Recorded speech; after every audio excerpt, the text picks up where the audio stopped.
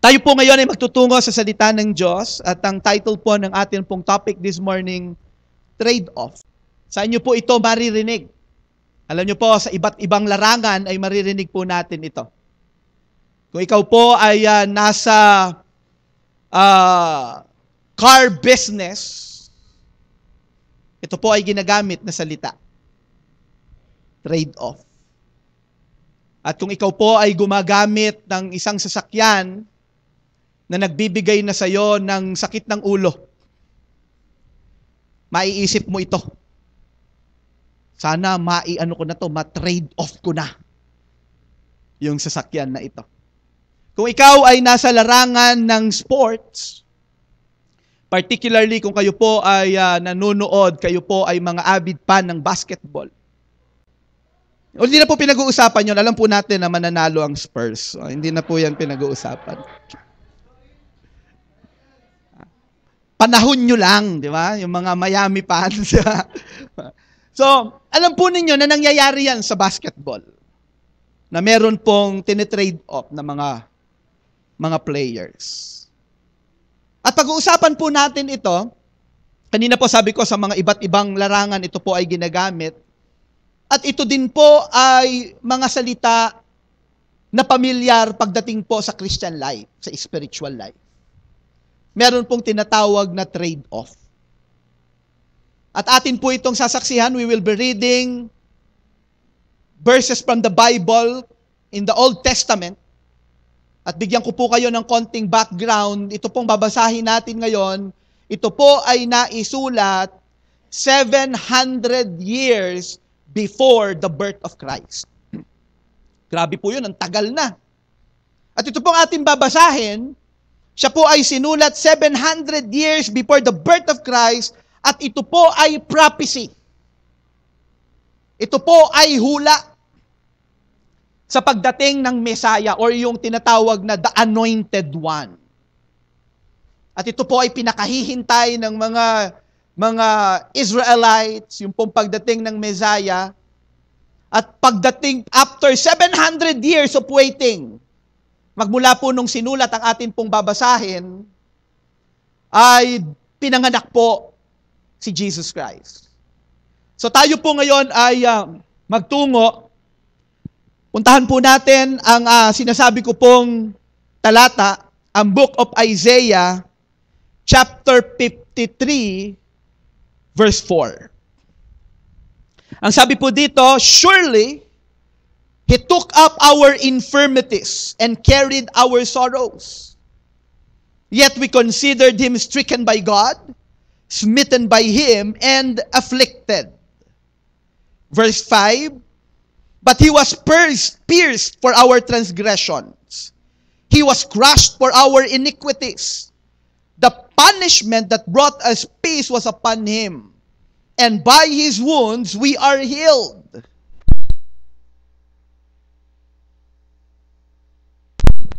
We all, like sheep, have gone astray.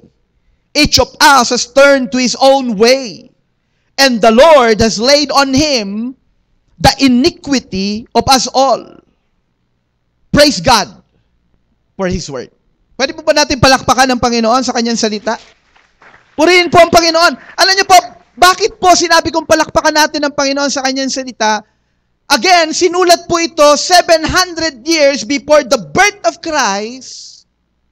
And then nagkaroon po ito ng katuparan.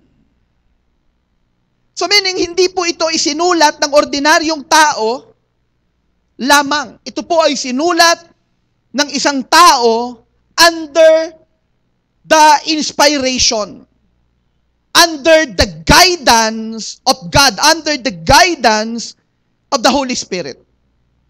Kaya nga po tayo ay naniniwala, ang sinabi po ng salita ng Diyos sa New Testament, that all Scripture is inspired and is useful for teaching, rebuking, correcting, and training in righteousness. Kung kayo po ay may hawak na Bible ngayon, o hawak nyo yung inyong gadget na may Bible, sana po maano po natin, ma-appreciate po natin yung mga salita ng Diyos na isinulat ng iba't ibang mga tao, 40 all in all, under the inspiration, under the guidance of God. Hindi po ito malalaman ng propeta na nagsulat apart from God's revelation. Can you imagine 7 years before the birth of Christ? Alam niyo po, sabi nga ng pag-aaral, meron pong 300 na mga prophecies about Jesus Christ. At lahat po ito ay nagkaroon ng katuparan. Alam niyo po, kung isa, yun pong mga critics, pwede pang magsabi na tsamba. Kasi may isa lang tsamba yan. Baka nagkataon. Kung dalawa, medyo mag-iisip-isip na yung mga critics. Sandali, parang, pero pwede din, tsamba pa rin, tsamba. Yung 3, ibang usapan po yon. Yung 4, ibang usapan. Yung 5, yung 10, hindi na po tsamba yan. Yung 300, himala po yan. Amen. Ang totoo po niyan, ang Bible po ay aklat ng mga himala. The Bible itself is a miracle from God. At sana po ma-appreciate po natin yan. Na tuwing binubuksan po natin ang atin pong mga Bible, nandun po yung pagpapasalamat sa Panginoon na ibinigay niya ang kanyang salita upang maging gabay natin. Pagkain ng ating espiritual na buhay at kalakasan para sa bawat isa. Sabihin mo nga sa iyong katabi, love the Word of God. Sabihin mo sa kanya, read your Bible. Sabihin mo sa kanya, meditate the Word of God. Ayan. So sana po ay matauhan ang iyong katabi. Amen? Ma-realize po natin, napakahalaga ng salita ng Diyos. So, atin pong pag-usapan ngayon, ang atin pong binasa from the book of Isaiah, chapter 53, at ano ba ang gustong ituro sa atin ito? If this is all about Jesus, this is not just all about Jesus, this is not all about the birth of Jesus, na si Jesus, ang Diyos ay nagkatawang tao, hindi lang po yun ang nais iparating ng Isaiah 53. Pero dito po sa Isaiah 53, gusto pong ipakita sa atin na ang ating Panginoong Yesukristo ay namatay. Gusto ko pong linawin yon kasi minsan po may mga nagsasalita, si Jesus ay nagpakamatay. Parang kung ipaparaphrase, si Jesus ay nag-suicide. Parang ganon. Hindi po, siya po ay namatay. Amen. Meron naman pong nagsabi, siya ay pinatay. Alam niyo po, kung ayaw ni Jesus na mamatay, hindi po siya kayang patayin. Amen.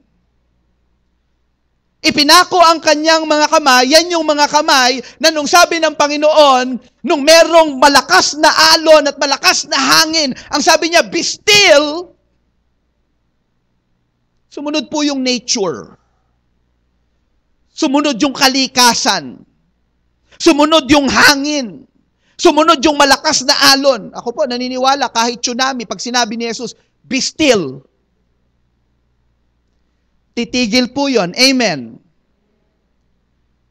At ako po ay naniniwala, nung si Jesus 2,000 years ago, nung siya ay ipinako sa krus, kung sinabi ni Jesus, be still. Yung pumpupukpuk ng nun, titigil po yon. Hindi po siya basta pinatay. Pinili niya po, siya po ay namatay para sa atin. Sabi mo nga sa katabi mo, si Jesus ay namatay para sa iyo.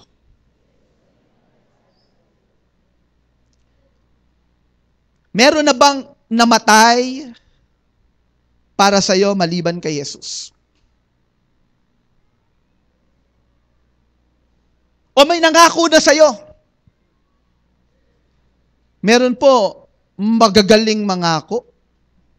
Handa akong mamatay para sa iyo. Pagdating po ng kagipitan, patay ka, wala na yon, di ba? Hindi na makita. Pero ito po, hindi lang naging hula, hindi lang pinangako. Ginawa po talaga ito ng ating Panginoon. Pero ano Ano po ang ibig sabihin sa atin, especially to us Christians, to us believers, what does it mean when Jesus died on the cross for us? What does the death of Christ mean to us? Anong ibig sabihin nito? Dahil kung meron po itong kahulugan at may malalim itong kahulugan, dapat malaman po natin. Dapat po ito maunawaan po natin. Alam niyo, yan yung magbibigay ng kulay sa Christian life natin. Dahil kung hindi mo ito naunawaan, baliwala sa iyo si Jesus. Alam niyo po, ang isa sa pundasyon ng ating Christian beliefs ay ang kamatayan ng ating Panginoon. At dapat po maunawaan natin ito. Ano po yung unang kahulugan ng kamatayan ni Jesus? First, number 1, He took our pain. Na kung mapapansin niyo po dito sa Isaiah chapter 53, hindi po unang dinil yung issue ng sin. Hindi po yon. Ang unang dinil ay yung issue ng pain. Sabihin nga po natin, pain. Mahalaga po yan. Na ang nais ng Panginoon, sa kabila ng mga sakit, magtagumpay tayo. May katagumpayan ba sa sakit? Aba, sabi ni Manny Pacquiao, aray ko, galing ko. Naalala niyo po yung commercial na yan? No? Sabi ni Manny Pacquiao, aray ko, galing ko. At totoong-totoo yan sa Panginoon. Nasa sakit, may katagumpayan. Amen. Sabi po ng verse 54, balikan po natin ito, surely, He took up our infirmities and carried our sorrows. Yet we consider them stricken by God, smitten by Him, and afflicted. He took our pain. Kung may unang-una po, yung pong mga sakit. Sa iba pong version, ang sabi po ay ito, but He took our suffering on Him and felt our pain for us. Sakit. Ito po ang unang binayaran ng ating Panginoon. Sandali, paano ba nagkaroon ng sakit? Bakit ba ang tao ay nagkakasakit? Tanungin mo nga ang katabi mo, may masakit ba sa'yo? Ha? Sino po dito, ang bulsa ay masakit? No. Meron pong ganyang sakit, no? Marami pong sakit at karamdaman. Pero paano ba ito nagsimula? Nung ang tao po ay nagkasala sa Diyos, nag-disobey kay God, dito po nagsimula yung pain. Tingnan po natin yung origin nito. Saan po ito unang binanggit? For the first time in the history of man, saan po unang lumabas yung salitang pain? In the book of Genesis chapter 3, verse 16, nung nagkasala po ang atin pong kauna-unahang mga ninuno, si Lolo Adam. Happy Father's Day. Sabi po dito sa verse 16, to the woman he said, I will greatly increase your what? Diyan po yan unang nabanggit. I will greatly increase. Grabe yung mga ginamit na salita. Greatly na, increase pa.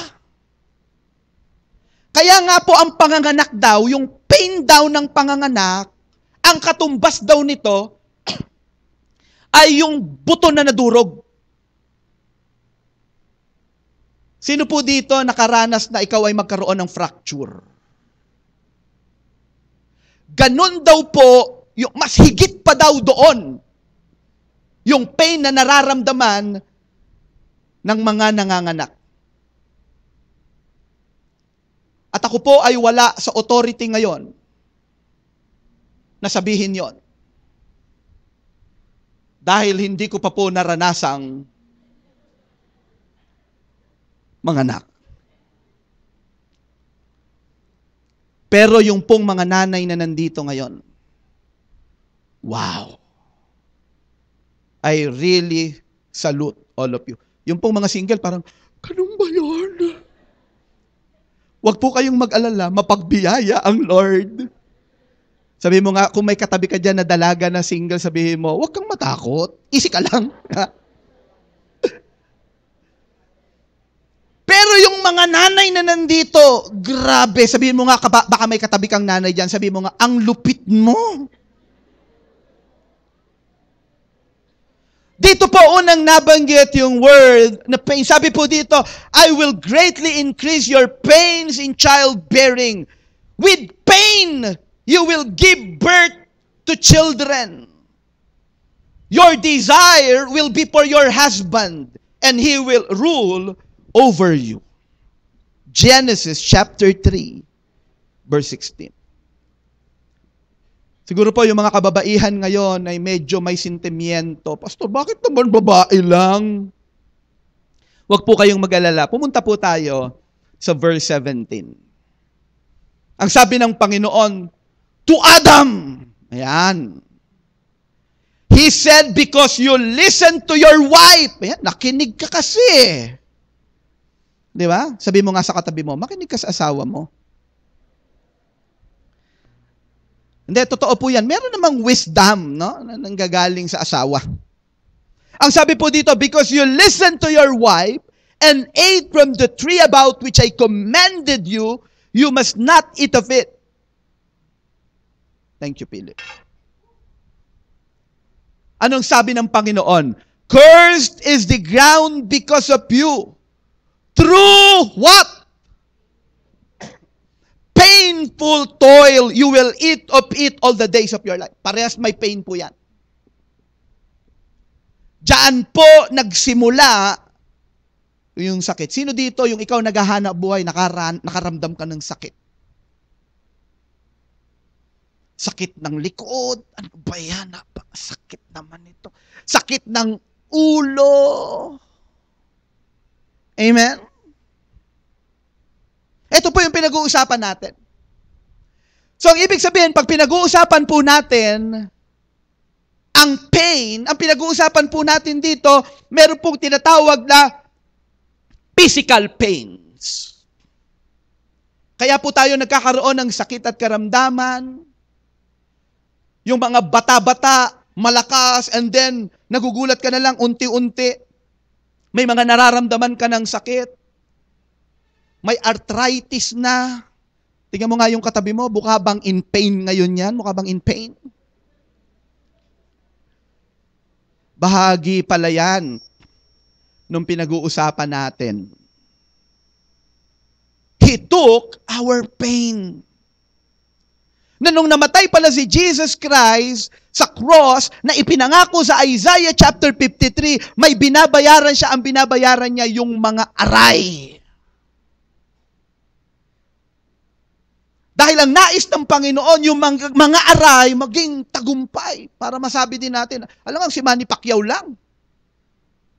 Ha? Aray ko, tagumpay ko, galing ko. Dapat masabi din natin yun. Why? Kasi may nagbayad na para sa atin. Not just physical pains, but emotional pains as well.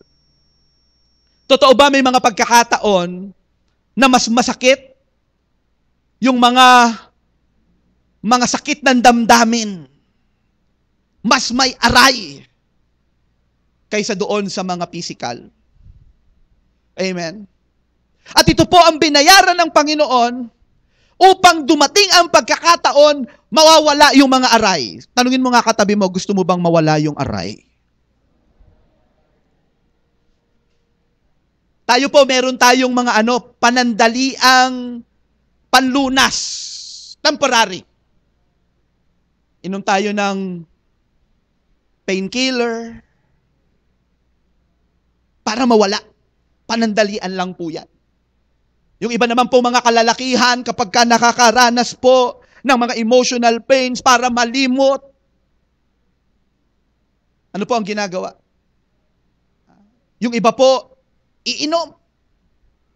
Kasi iniisip, mawawala rin ito. Di ba? Pero kapag ka nawala na po yung tama, ayun, ano nang meron? Babalik po yun. May hangover pang kasama. Amen? Pero ito po, dahil po binayaran ng ating Panginoong Jesucristo, pwede pala tayong makaranas ng painless life. Wow! Sino po dito, nandito ka ngayon, you are looking forward for that moment. In the book of Revelations, chapter 21, ang sabi po dito sa verse 1, nakita po ito ni John the Beloved. Then I saw a new heaven and a new earth, for the first heaven and the first earth had passed away. Kasama po doon yung mga pains. And there was no longer any sea. Verse 2, I saw the holy city, the new Jerusalem, coming down out of heaven from God, prepared as a bride, beautifully dressed for her husband. Let us go to verse 3. Then I heard a loud voice from the throne saying, now the dwelling of God is with men, and He will live with them. They will be His people, and God Himself will be with them and be their God. Look at verse 4. He will wipe every tear from their eyes. There will be no more death, or mourning, or crying, or what? What? Wow. Or pain.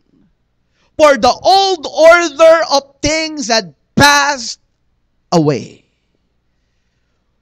Wow. Alam niyo po kung bakit pwedeng magkaroon niya ng katuparan? Kasi may nagbayad.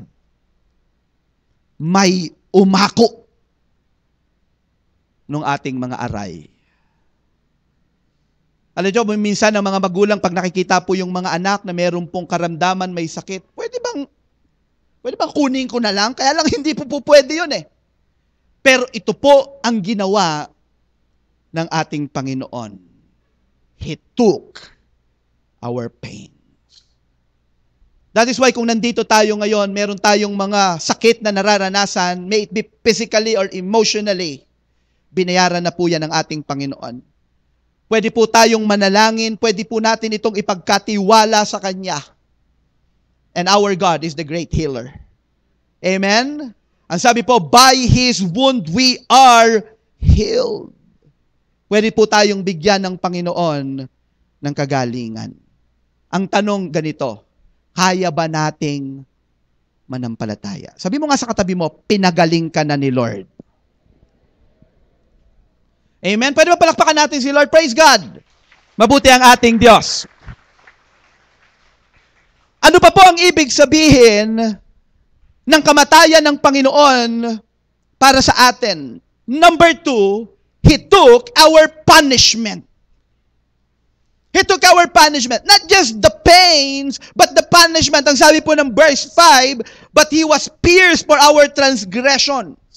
He was crushed for our iniquities. The punishment that brought us peace was upon Him. By His wounds, we are healed. Binayaran din po ng Panginoon ang kaparusahan na dapat ay para sa atin. Ano po yung kaparusahan na ito? Alam nyo, winarningan na po ng Panginoon ang tao, yung unang tao, especially si Adam. Winarningan na ng Panginoon, may parusa kung hindi ka susunod. Ang sabi po ng Panginoon sa Genesis chapter 2, verse 15, the Lord God took the man and put him in the garden to work it and take care of it. And the Lord God commanded the man, you are free to eat from any tree in the garden, but you must not eat from the tree of the knowledge of good and evil, for when you eat of it, you will surely die. Grabe po yung sinabi ng Panginoon. Mangyayari talaga. Sigurado ito. Mamamatay ka. Bakit? Kasi po ito po ang kaparusahan ng kamatayan, ng kasalanan. Ang sabi po ng Hebrews chapter 9, verse 22, in fact, the law requires, kaya sabi ng Panginoon, surely, the law requires that nearly everything be cleansed with blood, and without the shedding of blood, there is no forgiveness. Ang kasalanan po ay may kaparusahan at ang kaparusahan ay kamatayan. Romans 6:23. For the wages of sin is death. The wages of sin is death. Ang kabayaran ng kasalanan ay kamatayan. He took our punishment. Ang dapat po talagang mamatay ay ang tao. Kaya nga magmula kay Adam hanggang sa kasalukuyan at sa mga hinaharap pa, kung may mga darating pa na mga tao, lahat ay mamamatay. Sabihin mo nga sa katabi mo, mamamatay ka rin. May kumatok pa dyan, huwag naman. Bahagi po yan ng buhay natin dahil sa kasalanan. Pero ang sinasabi po sa atin ng Isaiah chapter 53, He took our punishment. That is why Jesus died on the cross. Alam niyo po, hindi po yun painless death. Pero yung kamatayan na dapat na maranasan natin, yung kamatayan na tayo ay mahihirapan, kinuha yun ng Panginoon upang tayo ay magkaroon ng buhay. Amen. Upang tayo ay magkaroon ng buhay na walang hanggan. Amen. Tingnan mo nga yung katabi mo, parang hindi masaya. Ha? Ang tawag po dyan, good news. Alam niyo, yung nakakarinig ng good news, natutuwa yan. Di ba? Masaya yan. Tingnan mo yung katabi mo, masaya na ba? May nagbayad ng parusa para sa'yo? Ha? Sino po dito yung meron kang nagawang hindi maganda, paparusahan ka na, mabigat na kaparusahan, pero may umako? Hindi niya sinasabi na wala kang kasalanan. Ang sabi niya, may kasalanan talaga yan. Ano po bang parusa? Ganun po ba? Sige, ako na lang ang magbabayad ng kaparusahan niya. Wow! Ang tao po ay napapawalang sala, hindi dahil napatunayan na wala tayong kasalanan. No, no, no! Ikaw mismo na nandito, alam mo, na nagkasala ka. Amen. O kita mo, tangung-tango, di ba? Wala pong makakapag-deny niya, lahat tayo ay nagkasala at may kaparusahan nito. Ang kaparusahan ay kamatayan. Aba, purihin po ang Panginoon, binayaran niya. Trade off, dapat tayo po ang mamatay. Pero Jesus Christ died on the cross. Yung pala yung ibig sabihin nun. Kaya pala siya namatay. Kung hindi namatay si Jesucristo sa krus ng Kalbaryo, ang lahat ng tao, lahat po tayo ngayon, nakatala na, nakaregister na tayo. Papunta saan?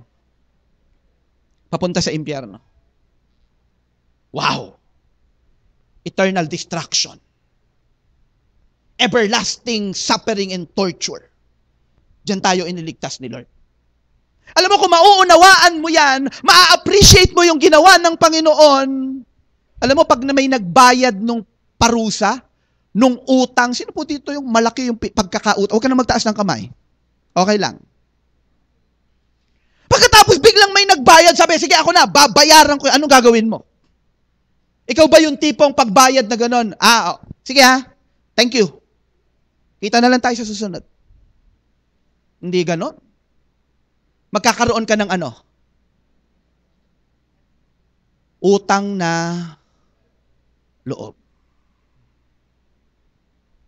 Pwede mo nga sabihin sa tao na yon, naku, paglilingkuran kita habang ako ay nabubuhay. Sino yung ganun sa Lord?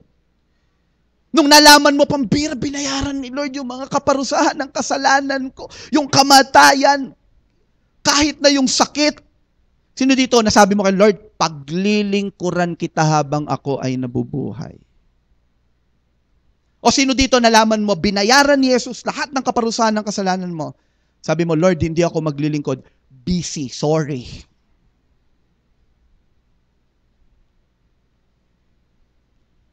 Sabi mo nga sa katabi mo, paglingkuran natin si Lord. Number 3, what does it mean? The death of Christ, He took our place. He took our place. Ang sabi po ng verse 6, we all, like sheep, have gone astray. Each of us has turned to his own way, and the Lord has laid on him the iniquity of us all. Grabe. Trade-off po ito. Para sinasabi ng Panginoon, o sige, yung buhay mo, yun na lang yung buhay ko sa'yo. Kaya nga po sabi ng ng 2 Corinthians chapter 5 verse 21, God made him who had no sin to be sin for us, so that in him we might become the righteousness of God. Because of this trade-off. Pag tinitignan ka ng Diyos, napakabanal naman ng anak ko na to. Napakabait nito. Bakit? Kasi ang nakikita niya yung buhay ni Jesus. Hindi na yung buhay natin. Amen? Wow. Wow. Para tayong kriminal na napakadaming record. Tapos merong isang tao, walang ka-record, maganda ang reputasyon. Pagkatapos ang nangyari, yung kanyang estado, binigay sa atin. Yung record natin, binigay sa kanya. Na pag tinitignan na, grabe, napakadaming kasalanan na ginawa nito, ibinigay sa kanya. Pag tinignan tayo, wow, ang linis mo. Ganon ang ginawa sa atin ng Panginoon. Sino dito, kung mararanasan mo isang araw, nagdadrive ka ng kotse, Volvo-lock. Yung halos ipidal na, no? Kasi ayaw umandar eh. Gusto mo nang lagyan ng pedal para walang problema. And then, ugok yung sasakyan na gano'n. Tapos maya-maya,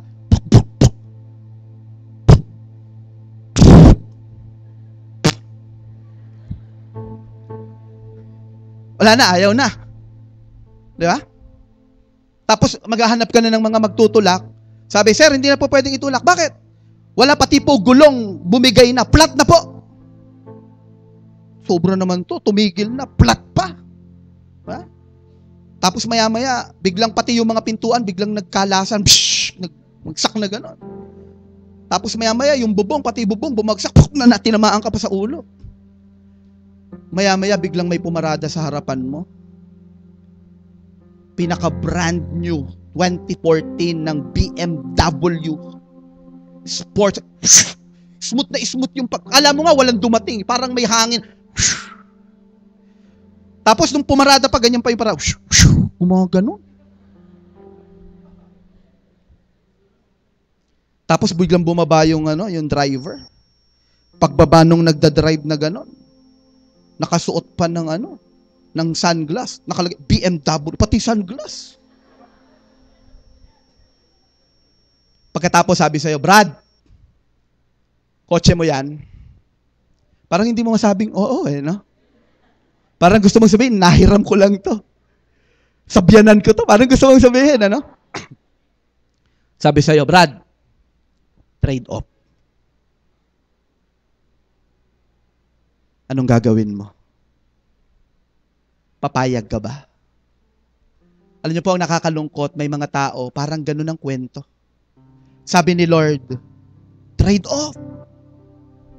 Sabi mo, sayang naman to. Nanghinayang ka pa. Baka nga yung nangangalakal ng bote dyaryo, ayaw pang kuhanin yan, sakit pa ng ulo eh. Sino po papayag kay Lord? Trade off. Amen? Yun po ang ibig sabihin ng Isaiah chapter 53. Mabuti ang Diyos. Amen? Alam niyo po, ang dapat pala na maging response natin kay God, I surrender my life to you, Lord, and I will serve you all the days of my life. Sino po dito? Ganon yung desire ng puso natin. Niligtas tayo ng Panginoon paglilingkuran natin siya at sasambahin habang tayo ay nabubuhay. Amen? Pwede mong palakpakan natin ang Panginoon? Praise God.